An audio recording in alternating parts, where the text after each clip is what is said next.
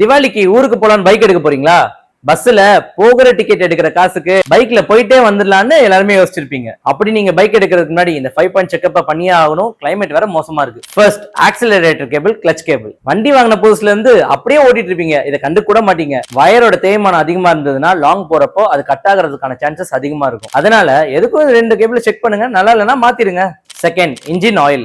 Oil மாத்தாம நீங்க லோக்கல்ல ஓட்டிட்டு இருப்பீங்க, பட் லாங்குக்கு அதை கண்டிப்பா பண்ணக்கூடாது. லோக்கல்ல ஓட்டும் போது கொஞ்ச நாள்ல இன்ஜின் போகும், ஆனா லாங் போகும்போது வரதுக்குள்ள இன்ஜின் போயிடுச்சுன்னா ஆச்சரியப்படுறதுக்கு இல்ல. அதனால ஆயில செக் பண்ணுங்க, நல்லா இல்லைன்னா கம்பெனி ரெக்கமெண்டட் ஆயில மாத்திட்டு போங்க. Third, chains packet. 60 to 70% மேல உங்க செயின்ஸ் பேக்கெட் தேஞ்சிருந்தா லாங் டிரைவுக்கு இதை மாத்தாம எடுத்துட்டு போவாதீங்க. Fourth, disc pad and brake shoes.